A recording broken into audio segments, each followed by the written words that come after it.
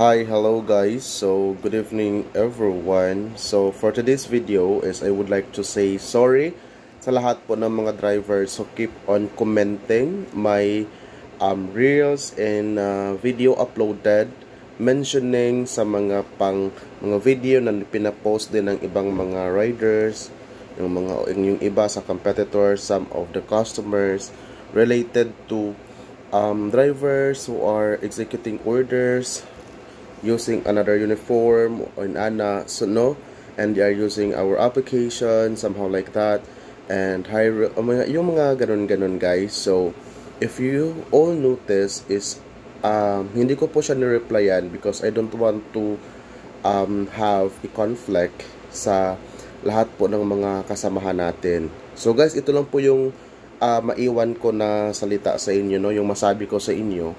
So, lahat po tayo is meron po tayong pinapanigan o sinusuportahang kumpanya kung saan po tayo comfortable, no?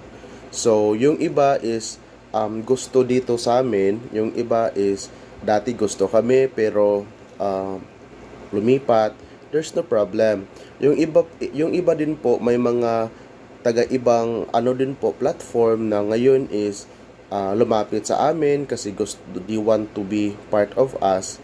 Wala din pong problema guys. So ganito guys, ang sa atin lang po is buhay-buhay, kung saan tayo nabubuhay, kung saan tayo comfortable, kung saan tayo feel natin is nabubuhay tayo dito.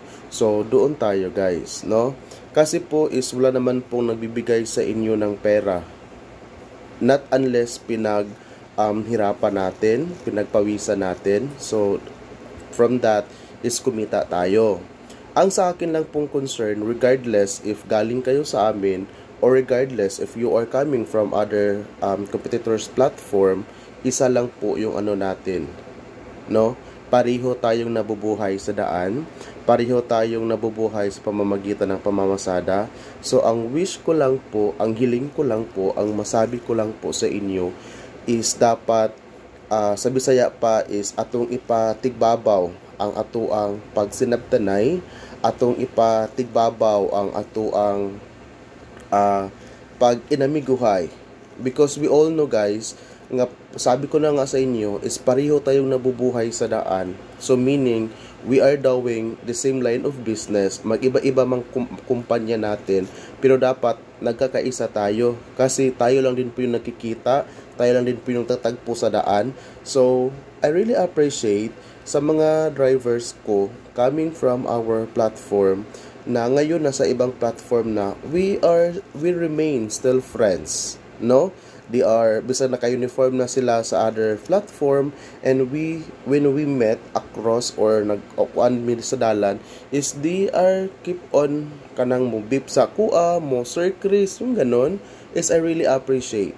Yun yung mga taong hinahangaan ko kasi yun yung importante, kung saan tayo nabubuhay doon tayo. Ang sa akin lang po is wag tayong mag-iwan ng mga masasakit na salita, magbitiw ng mga hindi magandang gawain sa kumpanya kung saan ka galing, because in the very beginning kumita ka din sa kumpanyang ito before, and even is nasa kompetensya ka. Kaya hate ko talaga yung mga driver na magsasalita ng negative kung saan sila galing. Be thankful, and kung hindi mo nagustuhan, okay, pasalamat ka na wala ka na dun sa kanila and lumipat ka kung saan ka comfortable. Yun lang po guys. Ang sa akin lang po is we are safe at all times, no? Safety tayo. Umalis tayo sa ating pamilya na kumpleto. We are good. So dapat umuwi din po tayo na we are safe. Yan lang po guys. Maraming salamat. And if bago pa po kayo, please share this video. Bye for now. This is Chris Lolly PH.